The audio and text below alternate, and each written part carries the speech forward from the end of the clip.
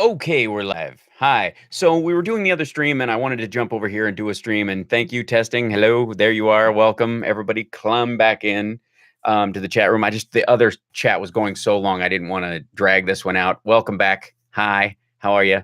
So this is for future reference. In case you don't watch the show regularly or whatever, you don't want to peel through a 3-hour thing to find what we were talking about. I have been doing over the last 5 months now, just about, yeah, something like that.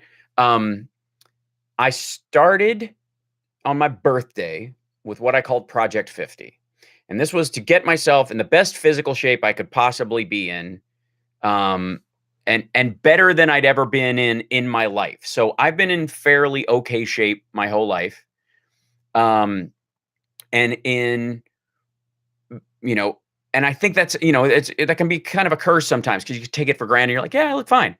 But you don't ever push yourself to get what the way you want to get, right? You don't get to the point where you're proud of yourself, that kind of thing, where you're like, this is the best, and not about like, am I that, but am I what's the best I can do? What's my personal best? Whatever that is. And so I decided, because I'm turning 50 and I was sick to shit of hearing all my comic friends, especially, but lots of people, but my comedian friends talking shit about 40. Like, oh, your 40s and your 40s this and your 40s that, and like on and on and on, like endless jokes. And so I was like, I just don't feel that's true. You know what I mean? I just don't. It's a it's it's a lie. Life gives you back what you put into it, and I'm sick of people going like setting a standard based on the lowest common denominator. And that's what, those jokes bug me. As a comedian, it bugs me. It's cheap, it's hack, it's common, it's unfortunate. It doesn't offer a solution. It's just, it's the comedic equivalent of a guy in front of you in line at Starbucks going, they should have hired some more people, huh? Like, that's the comedy level of 40, man. It's just all, and your body is, and I don't feel like, and I hurt myself sleeping and all that bullshit. Like, those jokes drives me nuts. So I decided to test my own theory, because that's what the only thing you can do in that situation, if you have a problem with a prevailing mythology or whatever, is put it to the test. Stand up to it. So I decided, I do my New Year's resolutions on my birthday every year. You guys know that. And in my New Year's resolution, I was like, my best physical body ever, like the best I've ever looked in my life this year, period. During the course of this year, I will create the best body I can possibly have and keep it.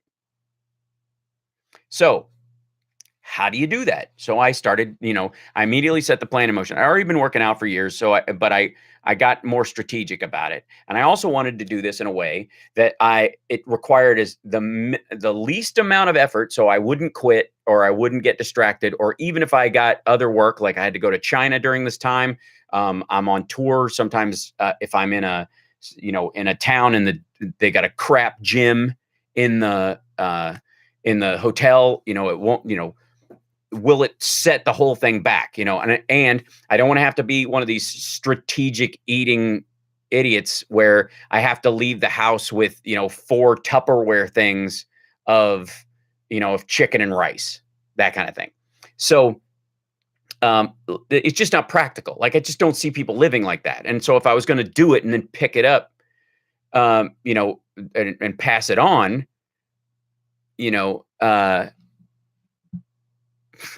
then I don't even know what the side conversation is happening here, but good times. So the point is, I decided I needed a system that was sustainable, was not emotionally or physically exhausting, but pushed me to the best situation I could be in. So 3 days a week of an hour of heavy weightlifting. And I took my intermittent fasting, which I've been doing for about 5 years. I've been doing mostly what's called 8-16. Eat during an 8-hour window. Don't eat during a 16-hour window. Nothing. No calories at all. Zero. And I started squeezing that initially, I was gonna go, I'll squeeze that down to 6 hours because the anti-cancer and health benefits for both your skin and bones and your internal organs and all that stuff happens the longer the fast goes on, you know? And so, there'd been a ton of new science about it. I'd been reading up on it, and I was like, "Okay, I can squeeze this smaller, and get to a point where it's, a manageable section of my day that I can move around depending on if I have a show or not, that kind of thing." So all these, because when I do a show at 9 o'clock at night, that's like noon for me in my day. That's in my work day. That's when I have to be on. I have to be clear. I have to be aware. And it's super important that I time out when I'm getting, food and when I'm going to be exhausted. And so I was like, I'll squeeze this down and I'll just move it around. And then I started reading about the 1 meal a day thing. And it seemed inconceivable to me that people wouldn't need at least some kind of food or get an energy flag during the day when that happened, get it on a fade, right? And in the case of, uh, in the case of, the kind of intermittent fasting, I in the beginning I fought very hard to get that window. Like it was a lot of psychological effort. It wasn't physical effort. It wasn't difficult. It was just like, shouldn't I? You're just fighting the programming, right? Skipping breakfast essentially, and not eating after 8 o'clock at night was eventually how I started. And then I started chipping it down, right? I was like, I'm just going to chip that down. And then I read about the 1 meal a day thing and how people had really had great effects as far as both belly fat, triggering autophagy, which is when your cells start cannibalizing themselves and getting rid of the crap cells and getting your, making them build more healthy cells. And I was like, oh, okay, this will be my strategy for this Project 50 for the year. I'm going to start with the hardest test of it. I'm going to go straight to OMAD for 2 weeks right out of the gate to just kind of prove to myself that I'm going to stick to this plan and work on myself. I'm going to work out 3 days a week and I'm going to do this. Well, 6, 7 weeks later, I was still doing OMAD and it was great. And I was like, I didn't have any afternoon cravings. I now notice that I only have cravings outside my eating window when I have a lot of carbohydrates in my meal the day before, because my body gets used to running on that sugar essentially and goes, oh, that's easier than burning our own fat. Can we have more of that? And I can feel my body do it. And I also recognized, and this was kind of a psychological turn in this, was that your hunger doesn't just arc up like this. Doesn't just go up it's like, oh, I'm getting hungrier and hungrier as time goes by. It doesn't. It comes and goes. It waves in and out. You get really hungry and then it goes away, and you get really hungry and all that. So, yeah. So sorry, OMAD, 1 meal a day. Sorry. Yeah. So, once I recognized that and I was like, oh, I'm really hungry right now. I'm like, I'll wait 10 minutes. It'll pass. Most people assume that the hungrier, the longer it's been since you've eaten, the hungrier you get. That's not true. And so once you recognize that, you go, oh, this hunger feeling will pass. I'm just going to have a big glass of water. And then it does. And then, and what over the years, I'd gotten my 8 hours in basically by, I started at 8 hours and then I would squeeze it or move it around. And if I needed to eat later because I was going out with people, so that means I need to push my window the next day, and it was a habitual thing about eating lunch or something like that, I would just do it in 20-minute increments. I'll eat in 20 minutes. And then in 20 minutes, I wasn't hungry because it had already passed. And so it became a strategy. And so I just strategized, I'm just going to eat once a day and I'm going to have a huge meal. And no, I don't drink water all day. I drink water, but I also drink tea. I often take, I put a splash of apple cider vinegar in water. That helps with both appetite, and it's good for you in general on a lot of things. So, so there you go. So this was the plan. That was the temporary plan starting in September. And OMAD or an alien race from the Skinny Nebula. I am not skinny. So, unsweet. Simmer down, Zelda. You're gonna be in big trouble. Uh, so in like over the last um like this has been 5 months, and you guys have seen the physical shift in me. And I think in a lot of ways, like both my energy and like there's a lot of other stuff that's part of Project 50 also that's not physical. I find that a lot of people with goal setting, the reason a lot of motivation and goal setting and stuff comes out of weight, money and fitness is because they're the easiest to mark. You can't. There's no happiness checklist. You know what I mean? You can't go, oh, I look at that. I materially and without question hit a 6 on the happy scale today. That doesn't happen. It's up to you. But you can progressive overload in the gym, lifting more weights and gaining muscle mass. You can track that. You can, I can measure my arm and know it's bigger now. It's bigger than it was. It's not as big as it's going to be, but it's bigger than it was. My chest is like a full inch thicker than it was. So, Zelda, you almost made out like a postal. Easy. So, those are easy to measure. If you're saving money or you're trying to invest or whatever, you can measure that. I had $20 yesterday. I have $40 today. That kind of stuff. So there's a lot of motivation around, those particular things when it comes to goal setting. Those are usually the markers that people use, right?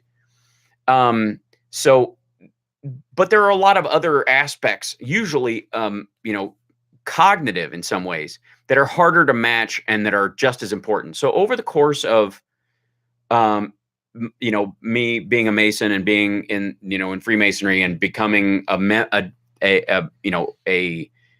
officer in my lodge, there's stuff I can't talk about, but basically there are officers in the lodge that you can be a part of, be in the line, that aren't a lot of work. There's some memorization and there's some ritual and there's some stuff you need to know, but it's not a tooth pull. Most people can do that in a couple of weeks. They can learn, the part that they need to do. Or if you've just been watching long enough, you can just go, oh, I remember that. He says that all the time, or I know this part, or I know these things. But there are other ones like the senior deacon, which is what I am now, which is an enormous amount of memorization and an enormous amount of recitation and work that requires and I, as an actor, I'm used to memorizing lines, but as a comedian, I'm used to also filling in gaps and changing words here and there for comedy and messing around. And so even when I'm doing a scripted thing, there's either other lines from somebody else, or I have cue points or other kinds of stuff, or we do sections of things if you're doing a scene, or if you're doing a play. The equivalent, I would say, of the senior deacon's role in a lodge is like memorizing and being able to recite 8 Shakespeare monologues and soliloquies in a row, verbatim, and you must say them correctly. There's no like, oh, that word, you can flub this or whatever. Like, it's word for word. And I had to memorize and recite 9 pages for this. And it's been a project I've been practicing on or whatever. And that's been part of my Project 52, is getting my mind as keen as possible. And in doing that, that's something I could check off. Yeah, I was able to, when you talk about memory, or whatever, like, I was able to hold a conversation in a foreign language, or I was able to, like, there's certain markers where you're like, oh, I went to the restaurant and I ordered all my food in Chinese, or I ordered all my food in Italian or whatever, and that kind of stuff. When you can do that, that's a marker. That's one of those things. And so I've got a couple of those as Project 50. Like, I'm learning another language. I'm starting in June for that part of it, because I'm tuning up my other languages until then. And then I'll learn a new one for the second half of the year, because I know how long it takes me. It takes me about 4 or 5 months to do that. So, we are the Energizer Bunny of the Chapter. Hal, I now believe that your good shape is due to secret Mason potions and money. I want it. No, if that was true, all Masons would be in great shape. I wish we were. Just added apple cider vinegar to my grocery pickup order. Tea I drink as beverage all kinds. Coffee hard to give up. Coffee's not bad. It just leave the leave the sugar and cream out part of the time. If you do it, that's the thing about like that's the best thing about intermittent fasting is that during that window, you kind of it's not like all bets are off and you can eat a bunch of shit, but you have a lot of flexibility.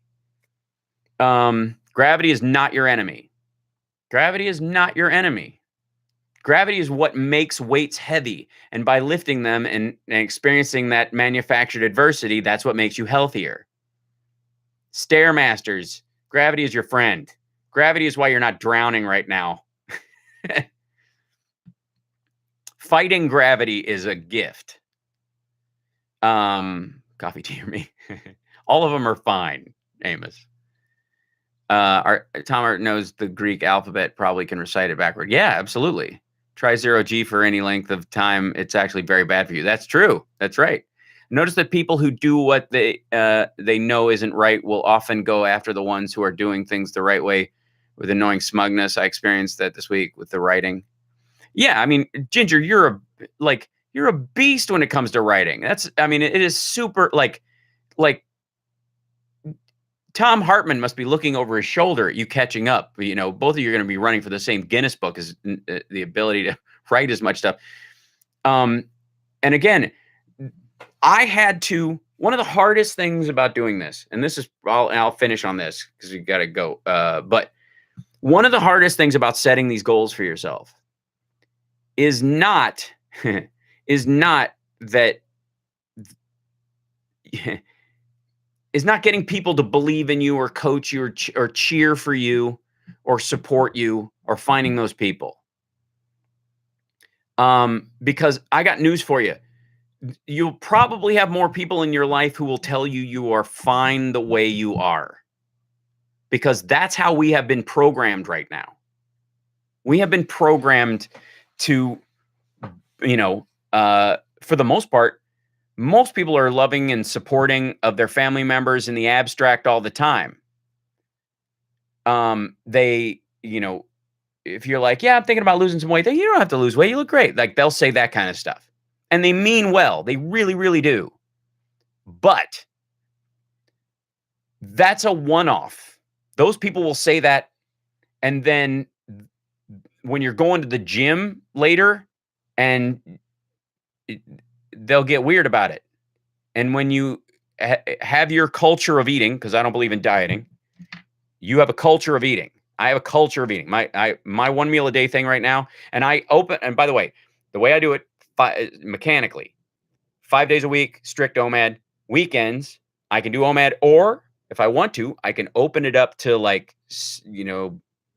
18-6 or 16-8 if I want to. I left that open for myself almost like on the concept of cheat day, which I don't need and is bullshit. So over the course of doing that, like once you start doing that and you form your culture of eating, and you treat it like you would if you were keeping kosher or you were, or you're Catholic and you fish on Fridays, whatever. That's a culture of eating. It's not a diet. You create your own culture of eating for yourself. It's going to run aground of people who don't participate in it, and especially if they're family members or close friends or people you work with all the time. Guess what? Tough shit. They'll get over it. You do you and keep doing it. It's not about them, and it's not about what they think is possible. It can't be. It was up till now, which is part of the reason why you didn't do it. And this is me talking to me now. So, and it is fundamentally important that you create a culture for yourself. You create your own cultural way of taking care of yourself based on what your physical person actually needs. For real, not what's okay, what'll be fine, it's all right, it's the. Your culture is your best version, and you need to. It's a daily activity. There is inspiration to be found in the kosher diet. There is inspiration to be found in Muslims praying multiple times a day, pulling at a rug, kneeling, bending all the way down, all the way back up. By the way, that's a great way for religious leaders to get their people to do yoga a couple of times a day for health reasons. You're going to guarantee your people live longer.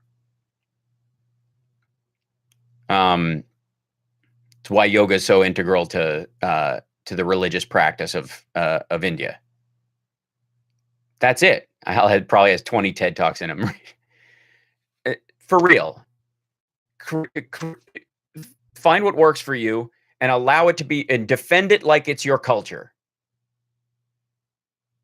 Because it is. Because it's the only thing that's going to make you worth a goddamn in any circumstance you are confronted with. And that has always been my main concern. I believe me, let's be fundamentally clear. There's a reason why I played Davenport on Lab Rats, because he was kind of the man I was born to play. I got a very strong ego, and I'm comfortably vain. And my vanity is a tool I use against myself to keep myself from slipping too far. It makes you hold a standard for yourself. But beyond that, there is the person. There always has to be the personal reason why you're doing something. Take care of yourself. And if you go, well, I don't want to think about myself, and it's not really about me, and I want to be about other people, and I focus on other people, and their needs are more important than mine. Okay, you're useless to other people unless you're useful to yourself. Marianne Williamson used to have this great phrase she used to say, which is, the poor are the one group you don't help by joining. The same thing is true of the sick. The sick are the one group you don't help by joining. And so when everybody around you is sick, but you're able to maintain your health because you take better care of yourself, when there's an emergency and you're able to assist in opening the door, get out of it, help other people from the plane, when someone falls, you're able to help them up.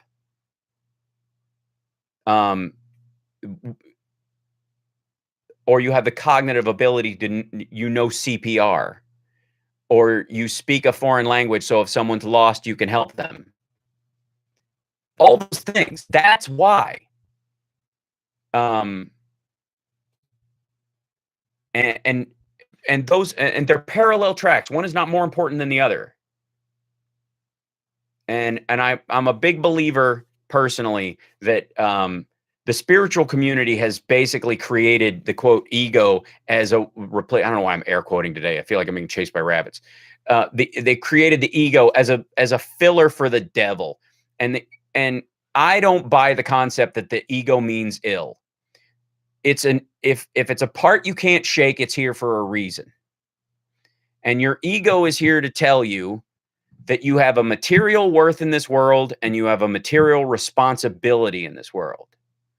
And that you must, for every right that you have, there is an equal responsibility to go with it.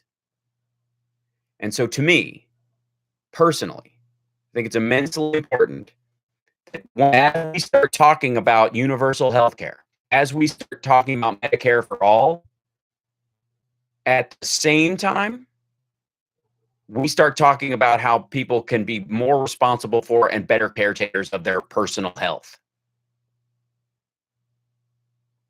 So that's the tail end of the moral lesson of this. But I wish it was more complicated so I could write a book, but it'd be a pamphlet. I consume my necessary calories for the day in one meal. I drink water or iced tea or iced coffee, most of the time iced coffee, outside that window. I have apple cider vinegar. I do supplement some things. I have a protein supplement in case I'm not getting enough in my meal for the day. I also take creatine because it's good for you, for both muscle growth and for your brain. So those are the only things I do with any consistency. And I'm a healthy single source omnivore when I eat. I'm going to address some of the chat room things, and then I'll sign off. Whatever. Ginger saying, I think ego is fine if it's earned. You don't get to have ego without having the goods to back it up. Prince having ego totally earned. Trump having ego. Well, Ginger, I'm talking about the psychological ego, not the ego of egotism. In spiritual beliefs, the ego is the thing that keeps you tied to the earth plane. Those kind of things. Like it gets bandied about as a part of spiritual jargon, and it's crap. Hal has the category of ego that compels him to share with others if it doesn't give him the impression that he's superior to the others. I always admire him for that. Yeah, I'm not. There's nothing I can do that you can't do. Nothing. It's one of the reasons why I love the movie The Edge. We've talked about it before, but like that scene where he's screaming at Alec Baldwin, this old man played by Anthony Hopkins is screaming at Alec Baldwin, what one man can do, another can do. What one man can do, another can do. Knowing that, holding that in yourself all the time. If somebody else has done it, you can do it. My own version of that I've said for years is that whatever you want to do, whatever dream you have, running a Fortune 500 company, flying an airplane, speaking a foreign language, I guarantee you there is a person who has been doing that for years that you would consider your mental inferior. Whatever you want to do, there's an idiot that's been doing your favorite thing forever because they just did it. And habit builds on habit, and skill comes from that activity. That's it. So that's what I'm referring to as far as ego. Yeah, Carl, I love that scene as well. Do you eat a lot of greens, Hal? I eat a reasonable amount of greens. I prefer Brussels sprouts and asparagus. Those are my two favorites. Add a tofu scramble and a bagel. All right. Doc said my B12 got to a toxic level and said to eliminate it from your diet. That's weird. You're not getting the other B spectrum? That's an odd thing to have too much of since it's water soluble. Kind of goes to, can I get that on a shirt, please? All right. Anyway, I need to go. Yeah. Okay. Ego is necessary for a good mental self-importance is the opposite of ego. I agree. That's a good way of putting it, Amos. Fire from ice. Can you think how? Form it into a lens. Maasai boys used to slap lions as tests of manhood, right? I'm friggin' awesome sauce. Forget others. I just gotta convince myself. Maybe yeah. Ego is Latin for I. Right. Well, and that's the idea. The idea that you don't the selflessness in the as an abstract sounds lovely, but is impossible and dumb. Hal told us like 5 years. Someone who was worse than you is doing the thing you're going to do. That's one of the reasons I do stand up now. That's great, man. I'm very happy you're doing stand up, King David Lane. And I love the joke, the one I tweeted out yesterday that you did. It was great. There's an idiot that's been doing your favorite thing. That's true. It just is. So, don't seek cushions, as the only way to care for yourself, and challenge yourself. That's the important thing. Don't be afraid to challenge yourself. And lately, this is a whole other show some other time. It's been a half hour already. God damn it. I try to do these short and then we just keep talking. You guys are wonderful. That's the thing I've been doing. Look into, what is a healthy, full, complete way of eating. Drop your sugar by 60%, cut your carbs in half, more than likely because the American diet, they're 3 times too high anyways. Start adding, healthy fats to your diet, and find something that works for you. You eat it and it feels good. The next day you still feel good. And if that works, that's your habit and that's your culture of eating now. And then, if intermittent fasting seems reasonable to you, stop eating breakfast, push your food later in the day, give your body a break, stop eating after 8 o'clock. Start shrinking that window for yourself.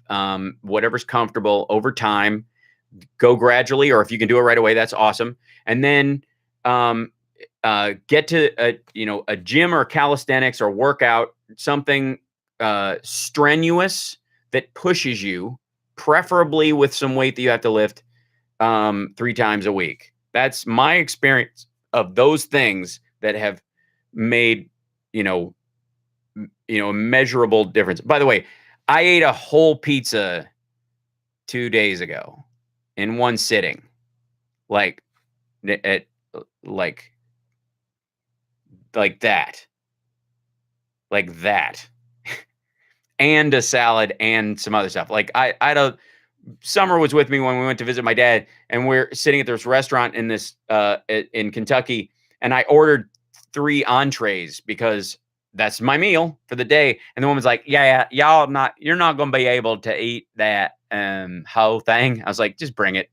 And when she looked like she'd been shown a magic trick at the end. So, um, anyways, you guys take care, and hopefully that helped. You guys are awesome. I tell you these things because I want you to live long and prosper. You're fantastic. So see you next time, guys. Thank you guys so much for sticking around all this time and spending so much of your afternoon. Don't forget to like and subscribe to the channel. Don't forget to click links and bells and whatever that crap everybody's supposed to say when they're on there. Patreon.com/Hal Sparks is on there. I do cameos, cameo.com/Hal Sparks if you want a personalized video. And then this is for the people who are watching later. And you can always super chat when you're in here. It's always helpful and helps us with gear. All right. Take care, everybody. Love you guys. Thanks so much.